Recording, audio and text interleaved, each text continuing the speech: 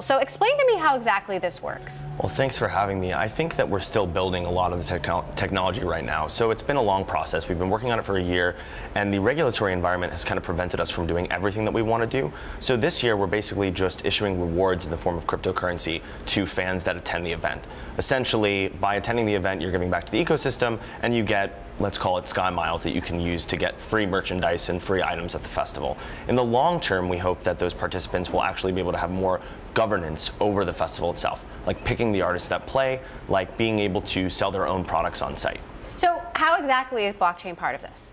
So the entire currency runs on, we're actually building on the Stellar network. That's something that we changed recently because we felt that the Stellar network could scale a little bit better than Ethereum.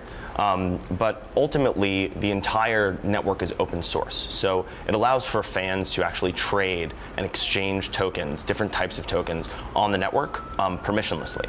How big do you think the audience is for this? You know, it's really interesting. The event that's next weekend is almost sold out. There's only a couple hundred tickets left, and we'll have 8,500 people at Greek Theater. So I think the interest is pretty significant. I think a lot of people are just trying to learn about what this is and how it works. Now, you say the idea is to evolve, but once an attendee uses their ticket or their token, then the festival's over. So then what?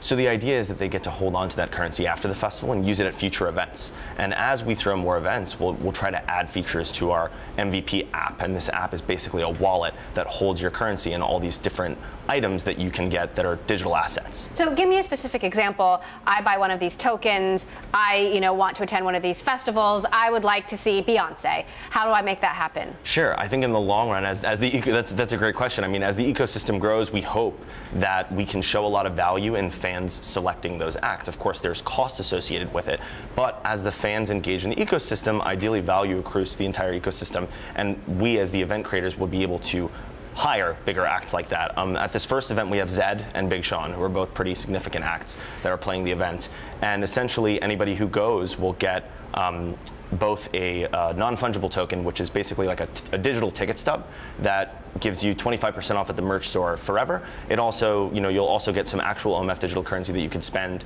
on merchandise to basically get free merchandise. So what's the value to Beyonce? How do you What's the value of Beyonce? Her to perform? I think at the end of the day, it's a fee, to be honest. But I think that if fans are participating and the business itself is making money, I think that Beyonce is a reasonable future goal.